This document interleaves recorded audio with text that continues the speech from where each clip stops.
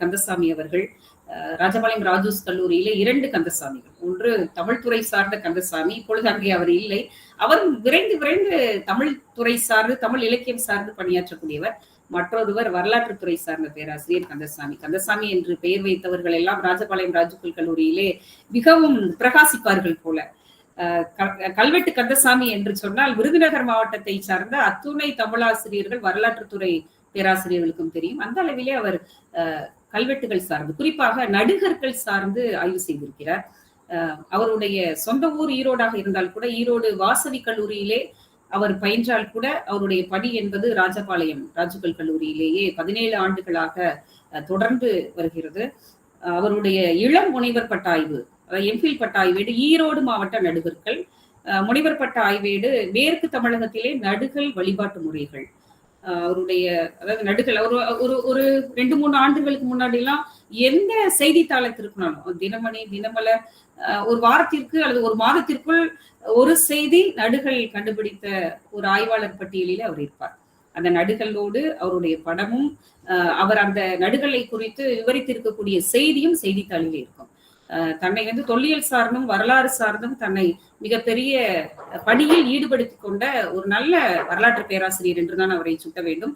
பல்வேறு பயிலரங்குகள், கருத்தரங்குகளை நிகழ்த்தி இருக்கிறார். புதுதில்லி இந்திய வரலாற்று ஆராய்ச்சி குழு வழங்கி இருக்கக்கூடிய 2.5 லட்சம் ஆய்வு நிதியினை பெற்று நடுகர்கள் சார்ந்து ஆய்வு செய்து சமர்ப்பித்து இருக்கிறார். பண்பாட்டு மரபு சின்னங்களை பாதுகாப்பதிலே அனுபவம் மிக்கவர். மாவட்ட நிர்வாகத்தினுடைய நிதியினை பெற்று விருதுநகர் மாவட்ட வரலாறு எனும் பொறுமையிலே கருத்தரங்கினை நிகழ்த்தி இருக்கிறார். 200க்கும் மேற்பட்ட தொல்லியல் கட்டுரைகளை பல்வேறு இதழ்களிலே வெளியிட்டிருக்கிறார். விருதுநகர் மாவட்ட வரலாற்று ஆவணப்பதிவு நூலாக்கப் பணி அமைப்பினுடைய ஒருங்கிணைப்பாளராக செயலாற்றி வருகிறார். தமிழ் இணைய கல்விக் கழகத்தின் மூலம் தமிழ்நாடு கலாச்சார மின்வரை ஏடு தொகுப்பு திட்ட விருதுநகர் மாவட்ட ஒருங்கிணைப்பாளராகவும் செயலாற்றி வருகிறார். இவருக்கு பல்வேறு விருதுகள், ராஜபாளையம் ரோட்டரி சங்கத்தினுடைய விருது முதலான பல்வேறு விருதுகள் கிடைத்தால் கூட தமிழ்நாடு பத்திரிகையாளர் சங்கம் சார்பில் சிறந்த வரலாற்று ஆய்வாளர் விருது 2023ஆம் ஆண்டு கிடைக்கப்பட்டிருப்பதை மிக பொருத்தமான விருதாக நான் கருதுகிறேன். முனைவர் பேராசிரியர் கந்தசாமி அவர்களினுடைய கல்வி சார்ந்த பணியாக இருக்கட்டும், ஆராய்ச்சி சார்ந்த பணியாக இருக்கட்டும், இதையும் தாண்டி அவர் மனிதநேயம் மிக்கவர், மிகவும் எளிமையானவர், எல்லோரோடும் இணைந்து பணியாற்றக்கூடியவர். எனவே அவருடைய பேராசிரியர் முனைவர் கந்தசாமி அவர்களினுடைய குடும்பத்தாரை இந்த நூல் வாசிக்கும் முற்றம் மிகுந்த மகிழ்ச்சியோடு வரவேற்கின்றது. அவர்கள் இன்று பேச எடுத்துக்கொண்டிருக்கக்கூடிய நூல் கற்றது ஒழுகு. விருதுநகர் மாவட்டம் சார்பாக வெளியிடப்பட்டிருக்கக்கூடிய நூல். நம்மளுடைய மதிப்புமிகு ஆட்சியர், இலக்கிய ஆட்சியர் என்று எல்லோராலும் சுட்டப்படக்கூடிய முனைவர் வி.ப. ஜெயசீலன் அவர்கள் இந்த நூலினுடைய வழிகாட்டுதலை செய்து, நெறிமுறைகளை செய்து இந்த நூலினை தொகுக்கும் பணியினை திருமதி அனிதா உதவி ஆட்சியர் அவர்களிடம் ஒப்புவித்திருக்கின்றார். திருமதி அனிதா அவர்களும் அப்பணியை சிறப்பாக செய்திருக்கிறார். கற்றது ஒழுகு சமூக வாழ்வியலுக்கான வழிகாட்டல் கல்வி என்ற அந்த நூலிலே இடம்பெற்றிருக்கிறது. எனக்கு என்னமோ இந்த நூலை கற்றது ஒழுகு என்று பார்த்தவுடன் நிற்க அதற்கு தக, நிற்க அதற்கு தக என்ற அந்த குரலினுடைய நீட்சியாக இந்த கற்றது ஒழுகு என்ற தலைப்பை என்னால் உணர்ந்து பார்க்க முடிந்தது. இந்த நூலை வாசிக்கின்ற பொழுது எடுத்தால் வைக்க முடியாது. ஏதோ பள்ளி மாணவர்களுக்கான ஒரு வழிகாட்டல் நூல் மட்டுமல்ல, எல்லோருக்குமான ஒரு வழிகாட்டல் நூல் என்பதாகவே நான் உணர்ந்தேன். உடல் சுத்தம், உடல் நலம் பேணுதல், இளம் குமர பருவத்தை அடல்சன் ஸ்டேஜ் என்று சொல்லக்கூடிய இளம் குமர பருவத்தை புரிந்து கொள்ளுதல், தகவல் தொழில்நுட்ப விழிப்புணர்வு, சூழலியல் விழிப்புணர்வு, பேரிடர் மேலாண்மை விழிப்புணர்வு என்று இந்த நூலிலே ஒரு பள்ளி குழந்தைகளுக்கான மிகப்பெரிய கல்வி போதிக்கப்பட்டிருக்கிறது. ஒரு அனுபவம் வாய்ந்த ஒரு தாத்தா எப்படி, தாத்தா அல்லது அம்மா, அப்பா போன்றவர்கள் எப்படி நம்மோடு பேசுவார்களோ, உரையாடுவார்களோ, நமக்கு சில அறிவுரைகளை தருவார்களோ, அதை போல இந்த நூல் நம்மோடு பேசிக்கொண்டே நகர்கிறது. நம் தவறுகளை கண்டு நாம் திருத்திக் கொள்ள வேண்டும் என்பதை கூட சில இடங்களிலே அறிவுறுத்துகிறது. இந்த புத்தகம் மாணவர்களுக்கானது மட்டுமல்ல, சமூகத்தில் இருக்கக்கூடிய ஒவ்வொரு மனிதர்களுக்குமானது. திருமதி அனிதா அவர்களை பார்க்கின்ற பொழுதெல்லாம் புத்துணர்ச்சி தொற்றிக்கொள்ளும். அந்த அளவுக்கு பணி செய்யக்கூடிய ஒரு நல்ல பெண்மணி. உதவி ஆட்சியராகவும், மாவட்ட வளங்கள் மற்றும் நுகர்வோர் பாதுகாப்பு அலுவலராகவும் மாவட்ட ஆட்சியர் அலுவலகத்திலே பணியாற்றி வருகிறார். அவரை பார்க்கின்ற பொழுதும் நிமிர்ந்த நன்னடையும் நேர்கொண்ட பார்வையும் என்கின்ற அந்த பாரதியினுடைய வரிகள் நினைவுக்கு வரும். ஏனென்றால் அவரும் எட்டயபுரத்தை சார்ந்தவர். நான் அவர்களிடம் சொல்லுவேன், எட்டயபுரம் மண்ணிற்கு உயிர் இருக்கிறது என்பது உங்களை பார்த்த பிறகு நன்கு புரிந்து விட்டது என்று. அதனால் தொடர்ச்சியாக செயல்பட்டு வரக்கூடிய ஒரு பெண்மணி அவர்கள் இந்த நூலை தொகுத்திருப்பதும் அவர்கள் வருகை தந்திருப்பதும் இந்த நூல் வாசிப்பு முற்றத்தை இன்னும் ஒரு உயரம் உயர்த்தி இருக்கிறது என்றே கருதுகிறேன். எனவே இன்று நூல் கருத்துரையாளர்களாக வருகை தந்திருக்கக்கூடிய பேராசிரியர் முனைவர் கந்தசாமி அவர்களினுடைய குடும்பத்தை என்ஆர் ஜானகி அம்மாள் கல்லூரியினுடைய தமிழ்துறை சார்பாக வருக வருக என வரவேற்கின்றோம். இந்த நிகழ்ச்சியினுடைய நிறைவாக வருகை தர இருக்கக்கூடிய நம் விருதுநகர் மாவட்ட ஆட்சியர் அவர்களையும் உதவி ஆட்சியர் திருமதி அனிதா அவர்களையும் நாங்கள் பேரன்போடு வரவேற்று அமைகின்றோம். நன்றி. நன்றி. தொடக்க உரை வழங்கி சிறப்பித்த அருள்மொழி அம்மா அவர்களுக்கு நன்றி. இப்பொழுது நூல் கருத்துரைக்கான நேரம். நம்மிடையே இன்று கற்றது ஒழுகு என்ற நூல் குறித்து கருத்துரை வழங்குவதற்கு முனைவர் கந்தசாமி ஐயா அவர்கள், உதவி பேராசிரியர், முதுகலை மற்றும் வரலாற்று ஆய்வு மையம், ராஜபாளையம் ராஜீவ் கல்லூரியை சார்ந்தவர், மற்றும் அவருடைய இல்லத்து அரசியார் திருமதி தேவகி அவர்கள், PACR அம்மணியம்மாள் மகளிர் மேல்நிலை பள்ளியினுடைய மாணவர்கள், 10ஆம் வகுப்பு படிக்கின்ற செல்வி தனுஸ்ரீ அவர்கள், செல்வி லியாசினி அவர்கள் நூல் கருத்துரை வழங்க உள்ளார்கள். அவர்களை நூல் கருத்துரை வழங்க வருமாறு அன்போடு அழைக்கின்றேன். மைக் மியூட்ல இருக்கு. அனைவருக்கும் இனிய மாலை வணக்கம். என் பேர் லியாசினி. கற்றது ஒழுகு இந்த புத்தகத்துல எனக்கு தெரிஞ்சது அவங்க கிட்ட ஷேர் பண்ண போறேன். ஆரோக்கியம் மற்றும் ஊட்டச்சத்து. இது இந்த புக் எங்க அக்கா படிச்சுட்டு இருந்தா, இப்ப என்னடா கலர்ஃபுல்லா இருக்கேன்னு சொல்லிட்டு எங்க அக்காட்ட வாங்கி பார்த்தா, இந்த லெசனாலதான் நான் எல்லா லெசனையுமே வாசித்தேன். அக்கா அந்த மாதிரி பார்த்துட்டு என்னடா கலர்ஃபுல்லா இருக்கேன்னு சொல்லிட்டு நானும் வாங்கி பார்த்தேன். ஒரு 5 கலர்ஸ் இதுல கொடுத்துருந்தாங்க. அதுல 5 கலர்ஸ்லயும் தனித்தனியா ஃப்ரூட்ஸ் அண்ட் வெஜிடபிள்ஸ் இருந்துச்சு. பர்பிள் கலர் கொடுத்துருந்தாங்க. அதுல திராட்சை, வெங்காயம் இருந்துச்சு. பச்சை கலர்ல குடைமிளகா, வெண்டைக்காய், மஞ்சள் கலர்ல லெமன், வாழைப்பழம் அதெல்லாம் இருந்துச்சு. ஆரஞ்சு கலர்ல பம்கின், கேரட், ரெட் கலர்ல ஆப்பிள், டொமேட்டோ, இந்த மாதிரி கலர் வேரியபிள்ஸா நமக்கு பிரிச்சு கொடுத்துருந்தாங்க. இது நான் இதுக்கு முன்னாடி சாப்பிடாத ஃபுட்டை கூட இது பார்த்து சாப்பிட்டா சத்து கிடைக்குதா அப்படின்னு சொல்லிட்டு சாப்பிடாத கூட நான் சாப்பிட ஆரம்பிச்சேன். சமச்சீர் உணவு, உணவே மருத்துவம்னு சொல்லிட்டு முன்னோர்கள் சொல்லியிருப்பாங்க. சமச்சீர் உணவு எங்க அப்பா அம்மா நிறைய வாங்கி கொடுப்பாங்க. நான் நிறைய சேர்ப்பேன். கடலை மிட்டாய், நெல்லிக்காய், எள்ளு உருண்டை, பயறு வகைகள், கீரை எல்லாமே நான் சாப்பிடுவேன். நான் சாப்பிடாதது சிக்கன், மட்டன், முட்டை, மீன் தான். மீன் சாப்பிட்டா சத்து கிடைக்குது, முட்டை சாப்பிட்டா சத்து கிடைக்குது இந்த புக்ல நான் தெரிஞ்சுக்கிட்டு எனக்கும் சாப்பிடணும்னு சொல்லிட்டு ஆசையா இருந்துச்சு. தண்ணி குடிக்காம இருந்தா என்னென்ன ப்ராப்ளம்ஸ் வரும், முட்டை சாப்பிடாம இருந்தா என்னென்ன ப்ராப்ளம்ஸ் வரும் இந்த இதுல நான் தெரிஞ்சுக்கிட்டேன். கண் சுத்தம், கொரோனா டைம்ல, லாக்டவுன் டைம்ல எப்படி எல்லாம் கை கழுவணும்னு சொல்லிட்டு நிறைய டிவி சேனல், நியூஸ், ஆட்ஸ், அது மட்டும் இல்லாம டீச்சர்ஸ் குரூப்ஸ்ல கூட அனுப்பி விட்டுருந்தாங்க அந்த வீடியோஸ். அப்புறம் கொரோனா டைம் அதை ஃபாலோ பண்ணோம். ஸ்கூல் ஓப்பன் ஆக மறந்துட்டோம். அதுக்கப்புறம் இந்த புக்கை படிச்ச உடனே எனக்கு நான் இதை பண்ண ஆரம்பிச்சிட்டேன். இதுக்கு முன்னாடி பண்ணது அப்படின்னு சொல்லிட்டு எனக்கும் இருந்துச்சு. நான் அதை ஃபாலோ பண்ண ஆரம்பிச்சிட்டேன். பல் தூய்மை, அதாவது பல்ல 2 டைம்ஸ் தேய்க்கணும். அது சின்ன பிள்ளைல இருந்து எல்லா இதுலயும் கொடுத்துருப்பாங்க. இந்த புக்லயும் கொடுத்துருக்காங்க. தெரியாதவங்களுக்கு ரொம்ப யூஸ்ஃபுல்லா இருக்கும். நகம், அதுன்னு சொல்லிட்டு நகத்தை நல்லா கட் பண்ணணும் அந்த மாதிரி கொடுத்துருந்தாங்க. உடல் தூய்மை 2 டைம்ஸ் டெய்லியும் குளிக்கணும் அந்த மாதிரி கொடுத்துருந்தாங்க. அடுத்து கழிவறை பயன்பாடு, அதாவது கழிவறை பயன்பாடுனா சின்ன பிள்ளைல இருந்து டீச்சர்ஸ் அண்ட் பேரண்ட்ஸ் எப்படி பயன்படுத்தணும்னு சொல்லி கொடுத்துருப்பாங்க. கையை நல்லா சோப் போட்டு வாஷ் பண்றது, காலை நல்லா கழுவுறது, ஃப்ளஷ் அடிச்சு விட்டுறது. அடுத்து உதவி எண்கள் இந்த இதை பார்த்த உடனே நான் ஒரு முக்கியமான டைரி எடுத்து எழுத ஆரம்பிச்சிட்டேன், யூஸ்ஃபுல்லா இருக்கும்னு சொல்லிட்டு. உதவி எண்கள் ரொம்ப ரொம்ப யூஸ்ஃபுல்லா இருந்துச்சு. காவல்துறை, மருத்துவ அவசர ஊர்தி, போக்குவரத்து காவல், இந்த மாதிரி நிறையவே ரொம்ப யூஸ்ஃபுல்லா இருந்துச்சு.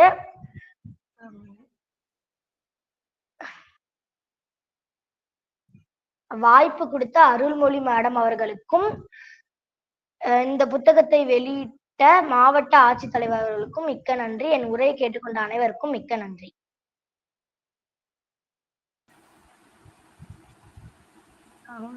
அடுத்து தனுஸ்ரீ பேசலாமா?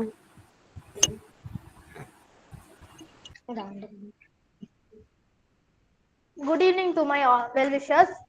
எனக்கு இந்த கற்றது ஒழுங்கு புக் நான் 9th ஸ்டாண்டர்ட் படிக்கும் போது எங்க ஸ்கூல்ல டிஸ்ட்ரிபியூட் பண்ணியிருந்தாங்க. இதுக்கு தனியா கொண்டு போய் எக்ஸ்பிளனேஷனுமே கொடுத்தாங்க. எனக்கு இந்த புக் நான் வாங்கின உடனே ரொம்ப ஒரு ஆர்வமா, புதுசா எல்லாரும் ஒரு புக் வாங்கினோம் அப்படின்னா ஈஸியா ரொம்ப ஆர்வமா ஓப்பன் பண்ணி நம்ம ரீட் பண்ணி பார்ப்போம். அந்த மாதிரிதான் நானும் இந்த புக்கை ரீட் பண்ணி பார்த்தேன். எனக்கு இந்த புக் ரொம்ப பிடிச்சிருந்துச்சு. நமக்கு யூஸ்ஃபுல்லான எல்லாமே அங்க இருந்தது. ஓகே, நம்ம ஃபர்ஸ்ட் எனக்கு இதுல ரொம்ப பிடிச்சிருக்க டாபிக்ஸை பத்தி கொஞ்சம் நோட்ஸ் எடுத்திருக்கேன். நான் அதை பத்தி சொல்றேன். உடல் ஆரோக்கியமும் உடல் பயிற்சியும். எக்ஸசைஸ் பண்ணணும், எக்ஸசைஸ் பண்ணா வந்து நல்லது அப்படிங்கறதெல்லாம் நமக்கு தெரியும் தான். பட் வந்து அக்யூரேட்டா இந்த இவ்வளவு டைம் வந்து யூஸ் பண்ணணும், இவ்வளவு 70 டைம்ஸ் இந்த ஒரு மினிட்ஸ், அதெல்லாம் வந்து நமக்கு அக்யூரேட்டா தெரியாம இருந்தது. பட் இது எல்லாமே அழகா நீட்டா கொடுத்துருந்தாங்க. அதே மாதிரி ஃபர்ஸ்ட் நம்ம ஸ்டார்டிங் எடுத்த உடனே வந்து எக்ஸசைஸ்லாம் வந்து டக்குன்னு ஆரம்பிச்சிடக்கூடாது, அதுக்கெல்லாம் கரெக்டான வார்ம் அப் எல்லாம் பண்ணணும், இல்ல அப்படின்னா நமக்கு தசைப்பிடிப்பு எல்லாம் ஏற்படுது அப்படிங்கறத பத்தியுமே ரொம்ப நல்லா கொடுத்துருந்தாங்க. அது வந்து ரொம்ப ரொம்ப யூஸ்ஃபுல்லா இருந்தது. அதே மாதிரி நமக்கு எக்ஸசைஸ் பண்றதுனால உள்ள ஒரு குட் திங்ஸ் நமக்கு வந்து நம்ம இந்த மாதிரி உடல்ல நோய் எதிர்ப்பு சக்தியை வந்து கூட்டும், இந்த மாதிரி நிறைய நோட்ஸ் இருந்தது. அது எல்லாமே ரொம்ப ரொம்ப நல்லா இருந்தது.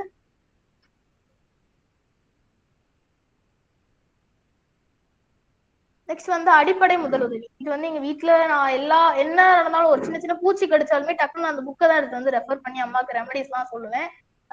ஃபர்ஸ்ட் வந்து நமக்கு சிறிய தீக்காயங்கள், இப்பதான் கொஞ்சம் குக் எல்லாம் பண்றதுக்கு கத்துக்கிறோம், டீ காஃபி எண்ணி போறதுக்கெல்லாம் இப்பெல்லாம் போடும்போது சின்ன சின்ன தீக்காயங்கள் ஏற்படதான் செய்யுது. அப்படிங்கும்போது நம்ம தீக்காயம்னு ஒண்ணு ஏற்பட்டாலே கண்டிப்பா இங்கு மாவு அப்படிங்கிறது எங்களோட மைண்ட் செட். இதுதான் போட்டா கொஞ்சம் காயம் ஆறும் அப்படிங்கிறது எங்களோட மைண்ட் செட். பட் அதெல்லாம் போடக்கூடாது அப்படிங்கறத கொடுத்துருந்தாங்க. அது அந்த புக்கை பார்த்தா நாங்க தெரிஞ்சுக்கிட்டோம். இதுக்கு முன்னாடி அதெல்லாம் யூஸ் பண்ண கூடாது அப்படிங்கிறது எங்களுக்கு தெரியாது. இதே மாதிரி கண்ணுல புண்ணெல்லாம் இருந்தா டக்குன்னு நம்ம கசக்கிடுவோம். அதெல்லாம் வந்து அந்த மாதிரி கசக்க கூடாது, இந்த மாதிரி நிறைய பாயிண்ட்ஸ் வந்து அந்த இதுல இருந்தது. நெக்ஸ்ட் வந்து நமக்கு இந்த மாதிரி பூச்சி ஸ்னேக் எல்லாம் கடிச்சா சில ஸ்னேக் வந்து கடிக்கிறதே தெரியாது. அப்படிங்கும்போது அதுக்கான இந்த இதெல்லாம் பண்ணாதான் அறிகுறிகள் அப்படிங்கிற மாதிரி நிறைய கொடுத்துருந்தாங்க. பாம்பு கடிச்சா வந்து நம்ம என்னென்ன பண்ணணும் அப்படிங்கிறதுக்கான எல்லா ரெமடிஸுமே வந்து இருந்தது.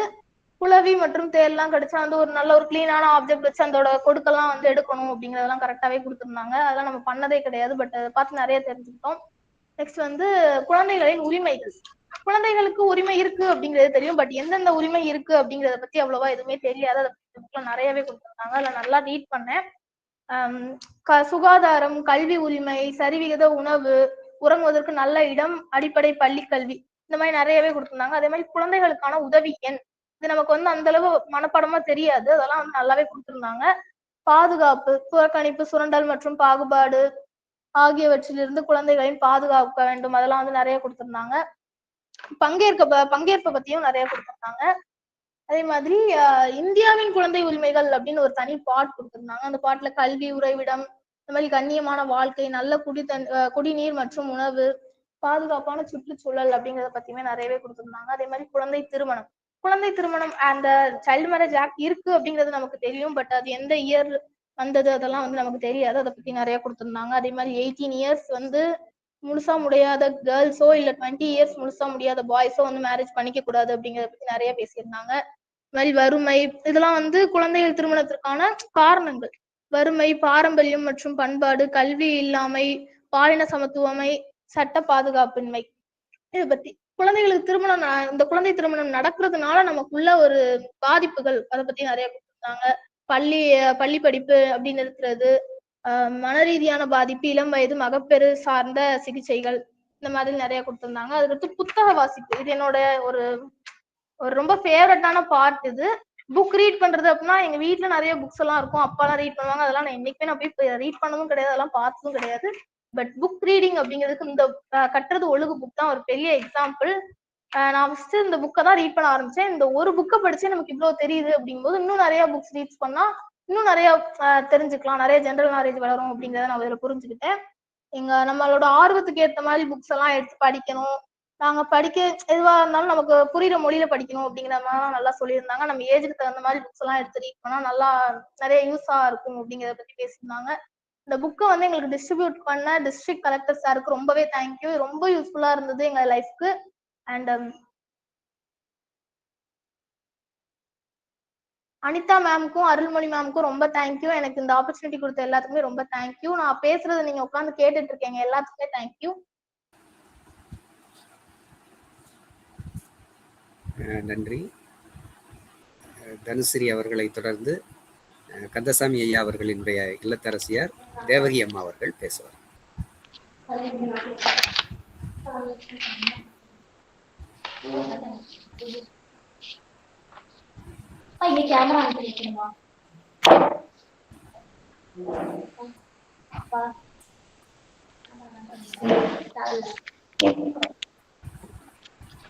பேசலாம். வணக்கம் சார். நிகழ்ச்சியில கலந்து கொண்டிருக்கும் பேராசிரியர்கள் அவர்களுக்கும் அனைத்து பெருமக்களுக்கும் மாலை வணக்கம். கற்றது ஒழுகு அப்படிங்கிற புத்தகத்தை வந்து என் பாப்பா 9th ஸ்டாண்டர்ட்ல அவளுக்கு கொடுத்தாங்க சார். முதல் முறையா எடுத்துட்டு வந்தா வீட்டுல வந்து ஒரு 2 பேஜ் படிக்க ஆரம்பிச்சா. அதுக்கடுத்து என் சின்ன பாப்பா என்ன பண்ணா, என்ன புக்குக்கா படிக்கிற, நானும் படிக்கணும் அப்படின்னு கேட்டா. உடனே அந்த புத்தகத்தை வாசிக்க ஆரம்பிச்சாங்க 2 பேரும். அதுக்கடுத்து நானும் ஏதோ பிள்ளைங்க படிச்சுட்டு இருக்காங்களே என்னவா இருக்கும் அப்படின்ட்டு வாங்கி பார்க்க ஆரம்பிச்சேன் சார். அதை பார்க்கும்போது கரெக்டான ஏஜ்ல 9th ஸ்டாண்டர்டுங்கிறது அந்த டீனேஜ்ல அந்த குழந்தைங்க கையில இந்த புக்கை கொடுத்தது ரொம்ப மகிழ்ச்சி சார் கிடைச்சது. ஏன்னா நிறைய விஷயங்கள் நம்ம வந்து வாழ்க்கையில குழந்தைங்களுக்கு சொல்லி கொடுக்குறோம். பட் அவங்க மைண்ட்ல வந்து நிறைய ஏத்திக்க மாட்டாங்க. பட் வந்து புத்தகம் வாயிலா போகும்போது கண்டிப்பா அது நல்ல முறையில ரீச் ஆகுது அவங்களுக்கு. ஒவ்வொரு விஷயங்களை பத்தி தெரியாத விஷயங்களை பத்தி எங்க கிட்ட கேட்டா, அம்மா இப்படின்னா என்னது, இப்படின்னா என்னது, ஓ இப்படிலாம் இருக்கா, இதெல்லாம் புத்தகத்துல போட்டிருக்காங்கம்மா அப்படின்னாங்க. அப்ப நான் சொன்னேன், உங்களுக்கு தெரியணும் அப்படிங்கறதுக்காண்டி தாண்டா புத்தகத்துல போட்டிருக்காங்க, நல்ல புத்தகம் தான் அப்படின்னு சொன்னதுல இருந்து என்ன பண்ணுவானா, இந்த புத்தகத்தை ரொம்ப பொக்கிஷமா வச்சிருக்கா மேடம். இதுல போட்டிருந்தாங்க, உண்மைதான், புத்தகம் வந்து புதையல்னு போட்டிருந்தீங்க. இது அருமையான இது வார்த்தை. உண்மையாவே புத்தகம்ங்கிறது புதையல்ங்கிறத இந்த புக்கு வாயினா நிரூபிச்சிருக்காங்க மேம். இதுல வந்து நான் கட்டுறது ஒழுகுல என்னென்ன விஷயங்கள் எனக்கு ரீச் ஆச்சு அப்படின்னா, நிறைய புரிஞ்சுக்கிட்டேன். நமக்கு வந்து ஆல்ரெடி தெரியும், நம்ம ஒரு ஏஜ் கடந்து வந்துட்டோம். ஆனா குழந்தைங்களுக்கு வந்து இது கண்டிப்பா தெரியணும் அப்படிங்கறதுல இதுல நிறைய டாபிக் கொடுத்திருந்தாங்க. என்னோட பெரிய பொண்ணு கொஞ்சம் படபடப்படன்னு போயிட்ட மாதிரி எனக்கு ஒரு ஃபீலிங் இருக்கு. உங்களுக்கு அந்த விஷயம் கன்வே ஆச்சா என்னங்கிறது எனக்கு புரியல. ரொம்ப ஸ்பீடா பேசினா, அவ எப்போதுமே அப்படிதான் ஃபாஸ்டா இருப்பா பயங்கரமா. அதே மாதிரிதான் அந்த புக்கை ஃபுல்லா அப்படி தரவு பண்ணிட்டா சார். ஆல்ரெடி எல்லா டாபிக் பத்தி கேட்டாலும் அவ சொல்லுவா. ஆனா என்ன ஸ்பீடா இருக்கா. ஓகே, நான் வந்து இதுல புரிஞ்சுக்கிட்ட விஷயங்கள் வந்து வளர் இளம் பருவம் புரிதல் அப்படிங்கிற டாபிக் வந்து குழந்தைங்களுக்கு ரொம்ப யூஸ்ஃபுல்லா இருக்கும் சார். ஏன்னா இப்பதான் டீனேஜ் வராங்க, நம்மளுக்கு என்னென்ன சேஞ்சஸ் நடக்குங்கிறது குழந்தைங்களுக்கு தெரியாது. நம்ம பேரண்டா தான் சொல்லணும். பட் எல்லா பேரண்ட்டும் சொல்ல மாட்டாங்க அதை பத்தி. அப்போ அதை பத்தி ரொம்ப அழகாவும் தெளிவாகவும் இந்த புத்தகத்துல கொடுத்திருந்தாங்க. பெண் குழந்தையா இருந்தா என்னென்ன சேஞ்சஸ் அவங்க உடல்ல ஏற்படுது, ஆண் குழந்தைகள் வந்து எப்படி மெச்சூர்ட் ஆகுறாங்க அப்படிங்கிற விஷயங்களை வந்து ரொம்ப அழகாவும் தெளிவாகவும் பாயிண்ட் வைஸா கிளியர் பண்ணியிருந்தாங்க. நெக்ஸ்ட் பெண்களுக்கு வந்து குழந்தைங்களுக்கு வந்து மாதவிடாய் சுகாதாரத்தை பத்தி நல்ல தெளிவா போட்டிருந்தாங்க. அதையுமே வந்து இப்ப நாங்க வீட்டுல சொல்றோம், அம்மாவா நான் சொல்றேன் சில விஷயங்கள், மாதவிடாய் சமயத்துல இப்படி இருக்கணும், இப்படி பண்ணணும்டான்னு எல்லாமே சொல்றோம். ஆனா என்னதான் நம்ம சொன்னாலும் பிள்ளைங்க வந்து புக்கு வாயிலா படிக்கும் போது அது உண்மையாவே ஒரு நல்ல ரீச் கொடுக்குது சார்.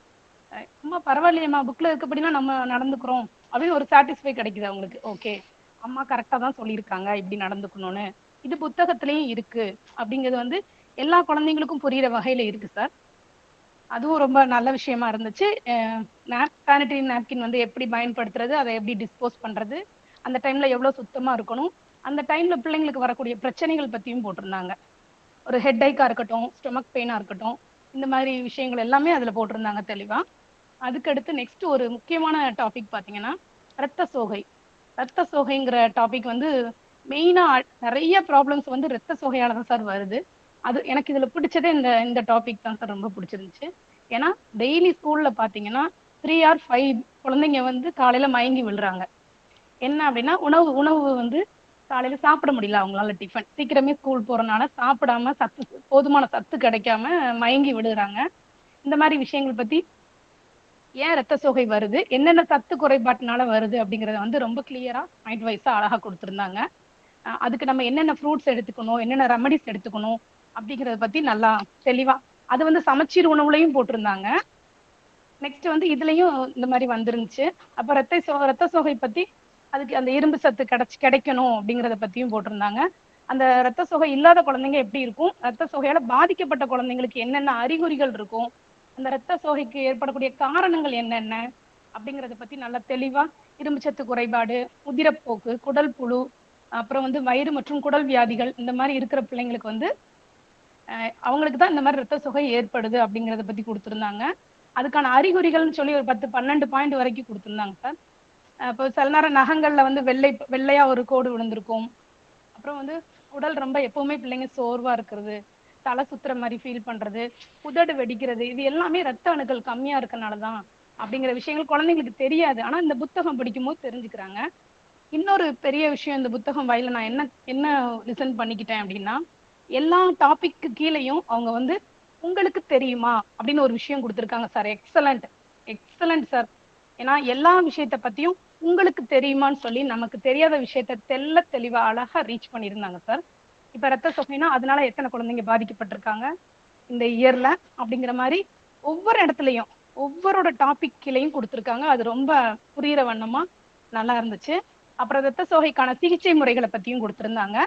அப்புறம் ரத்த அணுக்கள் வந்து அதிகரிக்கிறதுக்கு குழந்தைங்க என்னென்ன விஷயங்கள் சாப்பிடணும், சுரைக்காய், வாழைக்காய், மாதுளைப்பழம், பேரிச்சம்பழம், கீரை வகைகள், பீன்ஸ், திராட்சை, முட்டை, மண்ணீரல், இறைச்சி, இத வந்து ஒரு நேமா மென்ஷன் பண்ணாம கலர்ஃபுல் பிக்சரோட மென்ஷன் பண்ணியிருந்தாங்க. அது ரொம்ப அட்ராக்டிவா இருக்கு சார்.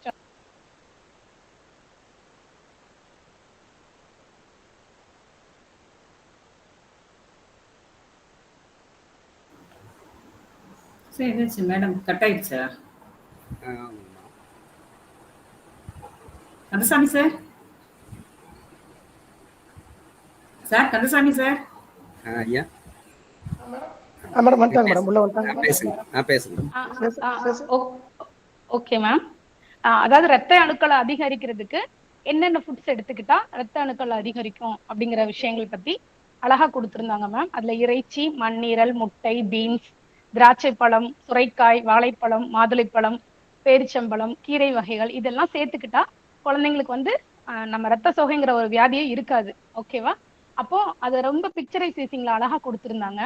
இப்ப என்னோட சின்ன குழந்தை இந்த புக் எடுத்து படிக்க காரணமே என்ன அப்படின்னா இந்த படம் தான். இதுல வர்ற படங்கள் அழகா எளிமையான முறையில அந்த சின்ன குழந்தைங்களுக்கு என்ன கொடுத்தா பிடிக்குமோ 12th வரைக்கும் எல்லா குழந்தைங்களும் சின்ன குழந்தைங்க தான் மேம்.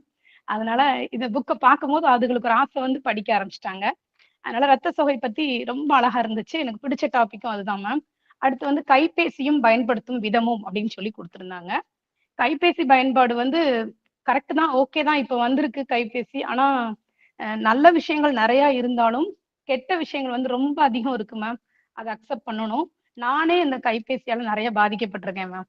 என்ன பொழுதன்னைக்கும் வீட்டு வேலை பார்த்துட்டு அந்த போன்லயே இருக்கிறது, அந்த போன்ல இருந்துட்டு பிள்ளைங்க வரும் டென்ஷன் ஃபுல்லா பிள்ளைங்க மேலே ஹஸ்பண்ட் மேல காட்டுறது, அது வந்து நம்மள மன ரீதியா அந்த செல்போன் வந்து பாதிப்படைய செய்யுது. அது உண்மையாவே நான் உணர்ந்துட்டேன். உணர்ந்து இப்ப மாறிட்டேன் மேம். மாறிட்டேன், கொஞ்சம் சேஞ்சஸ் ஆயிட்டேன். அதுல இருந்து வெளியே வந்துட்டேன். தேவையான இதுக்கு மட்டும் யூஸ் பண்ணிக்கிறது, என்னோட பிசினஸ்க்கு சம்பந்தமான விஷயங்கள் மட்டும் இப்ப பாத்துக்கிறேன். இப்ப குழந்தைங்க அந்த டாபிக் பத்தி படிக்கும் போது அவங்களுக்கு தெரியுது, அவங்க பண்ற தப்பெல்லாம் உணர்றாங்க. ஆமா, போன் வந்து தேவையானதுக்கு மட்டும்தான் பயன்படுத்தணும், தேவையில்லாத விஷயங்களுக்கு பயன்படுத்தக்கூடாது அப்படிங்கறத வந்து குழந்தைங்களுக்கு வந்து இப்ப ரீச் ஆகுற விதமா அந்த டாபிக்ல நிறைய கொடுத்திருந்தாங்க.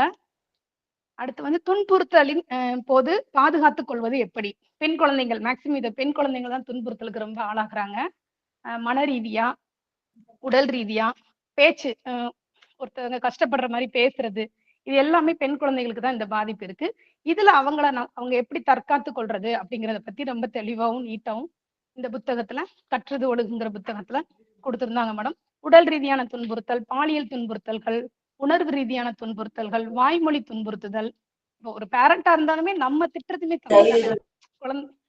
குழந்தைங்களை திட்டுறோம் சில நேரம், ரொம்ப எக்ஸ்ட்ரீமா கோவம் வரும்போது திட்டுறோம், அதுவுமே தப்பு தான், தவறான விஷயம்தான். அதுல இருந்து எப்படி நம்ம ஒரு விழிப்புணர்வோட வெளியே வர்றது அப்படிங்கறத பத்தி புக்ல அழகா கொடுத்திருந்தாங்க. அப்புறம் next good touch, bad touch. இது வந்து மெயினா கண்டிப்பா 10 வயசுக்கு உள்ள பிள்ளைங்க கண்டிப்பா தெரிஞ்சுக்கணும். அதுக்கு 10 வயசுக்கு மேல உள்ள பிள்ளைங்களுக்கு ஓரளவு நம்ம வீட்டுல சொல்லிடுறோம், ஆனா சின்ன குழந்தைங்களுக்கு நம்ம சொல்றது இல்ல. அதுவுமே ஸ்கூல்ல இந்த புத்தக வாயிலாக சொல்லியிருக்காங்க. சின்ன பொண்ணு வந்து சொன்னா என்கிட்ட, அம்மா இதெல்லாம் சொல்லி கொடுத்தாங்கம்மா இன்னைக்கு, குட் டச் பேட் டச்னா என்ன, அடுத்தவங்க யாரும் நம்மளை தொடக்கூடாது, தொட்டு பேசக்கூடாது அப்படிங்கிற விஷயங்கள்லாம் வந்து வீட்டுல வந்து எங்கிட்ட ஷேர் பண்ணா. ஓகே, அப்ப நினைச்சேன் ரொம்ப ஹாப்பி, நம்ம சொல்றதுக்கு முன்னாடியே நம்ம ஸ்கூல்ல சொல்லி கொடுத்துருக்காங்க, இந்த புத்தகத்தை வச்சுதான் மேடம் சொல்லியிருக்காங்க. அது கொஞ்சம் மகிழ்ச்சியா இருந்துச்சு. அதனால கண்டிப்பா பெண் குழந்தைங்களுக்கு தெரிய வேண்டிய விஷயங்கள் வந்து நிறைய இருக்கு. அதை வந்து சீக்கிரமாவே சொல்லி கொடுத்துருக்காங்க. அவங்களுக்கு தெரியற ஏஜுக்கு முன்னாடியே சொல்லி கொடுக்கறது ரொம்ப நல்லது. ஏன்னா அது தெரியாதனாலதான் நிறைய கெட்ட விஷயங்கள் நடந்துட்டு இருக்கு. தெரிஞ்சிருச்சுன்னா பிள்ளைங்க அலர்ட் ஆயிடுவாங்கல்ல, இதை யார்கிட்ட சொல்லணும் என்ன, அதை பத்தின விஷயமும் கொடுத்திருந்தாங்க.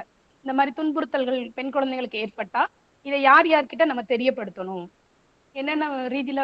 அப்புறம் வந்து அதுலயுமே பாருங்க, அந்த துன்புறுத்தலின் போது குழந்தைங்க கையாள வேண்டிய விஷயங்கள் நிறைய கொடுத்திருக்காங்க டீட்டெயிலா. நம்ம அந்த புத்தகத்தை படிக்க படிக்க உண்மையாவே மேடம் பொக்கிசம், அது வந்து ஒத்துக்கணும்.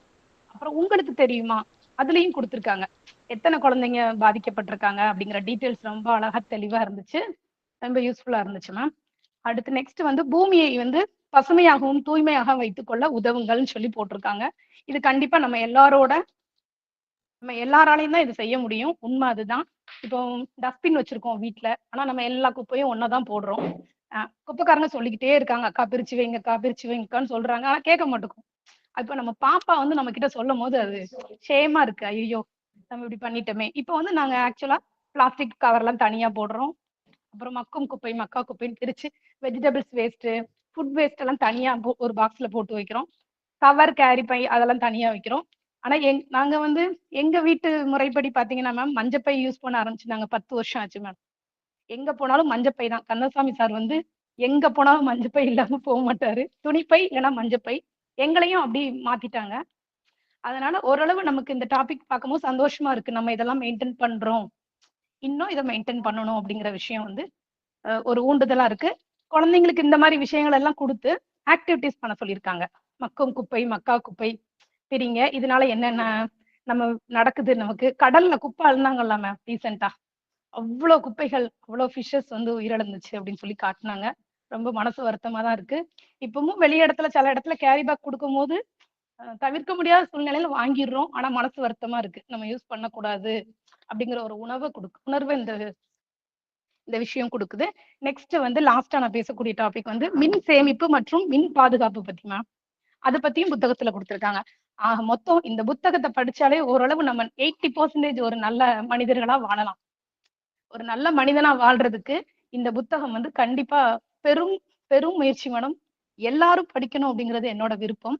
மின் சேமிப்பு மற்றும் பாதுகாப்பு அப்படின்னு பாத்தீங்கன்னா, நாங்க ரெண்டல் வீட்ல இருக்கும்போது, நாங்க கீழ் வீடு, மேல் வீட்ல ஒரு பர்சன்ஸ் இருப்பாங்க. அவங்க எல்லாமே ஒர்க்கிங் உமன், அவங்க ஹஸ்பண்டும் ஒர்க் பண்றாங்க, ஒய்ஃபும் ஒர்க் பண்றாங்க.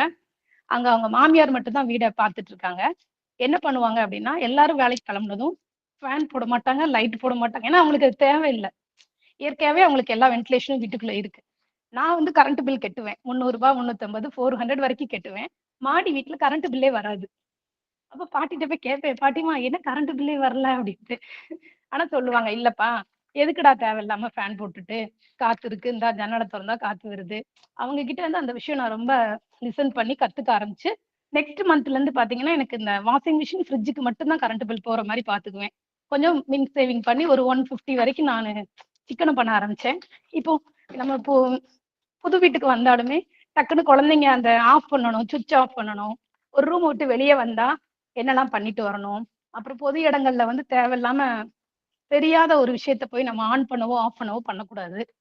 நான் போய் ஃபேனை போடுறேன், நான் போய் அதை போடுறேன்னு இந்த சின்ன குழந்தைங்க பண்ணக்கூடாது. அதையும் நான் குழந்தைங்க கிட்ட சொல்லிதான் மேடம் வளர்க்குறேன். இந்த மாதிரி விஷயங்களும் புத்தகத்துல கொடுக்காங்க.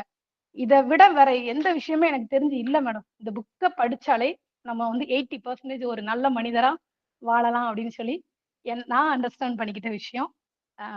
இந்த வாய்ப்பு கொடுத்தமைக்கு அருள்மொழி மேம் அவர்களுக்கும், புத்தகத்தை தொகுத்து வழங்கிய வனிதா மேடம் அவர்களுக்கும், புத்தகத்தை வெளியிட்ட நமது ஆட்சித்தலைவர் ஜெயசீலன் சார் அவர்களுக்கும் மிக்க நன்றி சொல்லி இத்துடன் என்னுடைய உரையை முடித்துக் கொள்கிறேன். நன்றி. நன்றிங்கம்மா. தேவகி அம்மா அவர்களை தொடர்ந்து முனைவர் கந்தசாமி ஐயா அவர்கள் இப்பொழுது இந்த நூல் குறித்து கருத்துரை வழங்குவார்.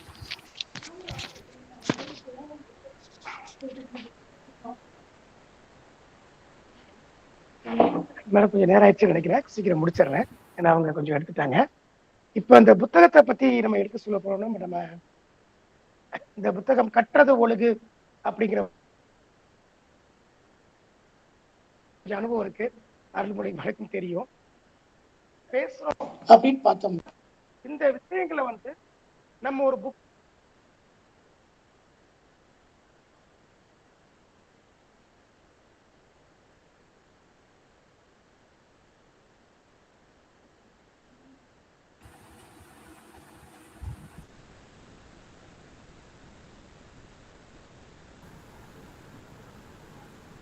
கேக்குதுங்களா சார்? கேக்குதுங்க, பேசுங்க. ஓகே. இந்த புத்தகம் உருவாக்குறது வந்து ஒரு மிகப்பெரிய ஒரு பணி. அந்த சிறப்பான ஒரு பணியை இதை ஒரு முன்முயற்சி எடுத்த முதற்கண் மாவட்ட ஆட்சித்தலைவர் அவர்களுக்கு சிறந்த வாழ்த்துக்களையும் ஒரு மனமார்ந்த நன்றியையும் தெரிவித்துக் கொள்கின்றேன். இது ஏன் குழந்தை மட்டும் இல்லை, 1000 குழந்தைகள் வந்து பார்க்கும் பொழுது, இந்த புத்தகத்தை படிக்கும் பொழுது இது 1000 குடும்பங்களை சேர்கின்றது. இந்த 1000 குடும்பங்கள் ஒரு சமுதாயத்திற்கே ஒரு படிப்பனையாக ஒரு வாழ்வியல் ஆதாரமாக ஏற்படுத்துகிறது அப்படிங்கிறது ஒரு பெருமைக்குரிய விஷயம் தான். அதனால இந்த கற்றது ஒழுகு அப்படிங்கிற புக்ல வந்து எனக்கு 2-3 டாபிக் என்னுடைய பொண்ணுகளும் மிஸ்ஸஸும் கொடுத்துருக்காங்க. அதுல பாத்தீங்க அப்படின்னா நம்ம சாலை பாதுகாப்பை பத்தி கொடுத்துருக்காங்க. சாலை பாதுகாப்பு பொறுத்த வரைக்கும் நம்ம சைடு சொல்ல போனோம்னா இன்னைக்கு ஸ்கூல் பசங்க கூட பைக்ல போறாங்க வராங்க, ட்ரிபிள்ஸ் போறாங்க, ஹெல்மெட் இல்லாம போறாங்க. இதெல்லாம் வந்து கட்டாயம் வந்து இதை வந்து தவிர்க்கணும் அப்படிங்கிறது வந்து சொல்லியிருக்காங்க. ஏன்னா குழந்தைங்களை வளர்க்குறாங்க, ஆனா ஆசைப்பட்டு அவங்களுக்கு ஒரு வண்டி வாங்கி கொடுத்து கடைசியில அந்த ஆசையினுடைய இதை வந்து என்ஜாய் பண்ண முடியாம அந்த குழந்தையே இல்லாம நிறைய குடும்பங்கள்லாம் இருந்துட்டு இருக்குது. அதனால வந்து அது எப்படி போகணும் எப்படி வைக்கணும் அப்படிங்கிறது வந்து இந்த புக்கத்துல வந்து தெளிவா கொடுத்துருக்காங்க. அது மட்டும் இல்லாம அந்த போதை பழக்கத்துக்கு அடிமை இன்னைக்கு வந்து பார்க்கும் பொழுது போதை அப்படிங்கிறது நமக்கு சமூக ஒரு அச்சுறுத்தல். ஏன்னா பள்ளி மாணவர்கள் வரைக்கும் வந்துருச்சுங்க. இன்னும் சொல்ல போனா வருந்தத்தக்க செய்தி என்னவென்றால் பெண்கள் கூட பயன்படுத்துவதான பல தகவல்கள்லாம் கூட நமக்கு வந்துட்டு இருக்கு. இது வந்து இந்த புத்தகத்தை படிக்கும் பொழுது இந்த ஸ்கூல் ஸ்டூடெண்ட்ஸ் படிக்கும் பொழுது இது அவர்களுக்கு அந்த சரியான வயதில் இது ஒரு வழிகாட்டலாக அமைக்கின்றது. அதனால என்னென்ன இழப்புகள் ஏற்படுகின்றது என்பதையும் இந்த புத்தகம் தெளிவாக சொல்லியிருக்கின்றது. ரெண்டாவது பொது சொத்துக்களை கையாளுதல். நம்ம வந்து பொது சொத்துக்களை எப்படி நம்ம பாதுகாப்பா வச்சிருக்கணும் அப்படின்னு சொல்றாங்க. ஏன்னா அது நம்மளுடைய வரிப்பணம் வச்சு பண்றாங்க. இதுல குறிப்பா இன்னொன்னு சொல்லியிருக்காங்க, சேவ் ஹெரிட்டேஜ், அதையும் சேர்த்திருக்காங்க.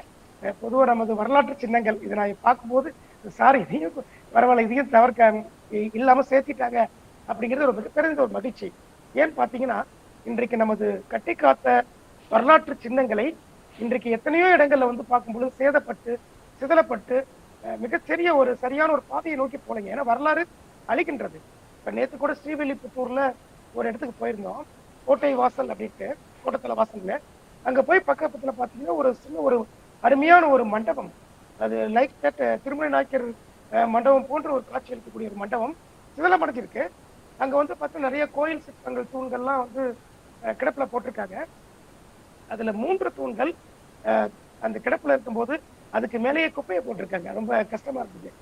பக்கத்திலேயே வந்து ஒரு தூண் வந்து வழிபாட்டு நிலையிலும் மற்ற 3 தூண்கள் வந்து பாத்தீங்கன்னா குப்பையிலும் காணப்படுகின்றது.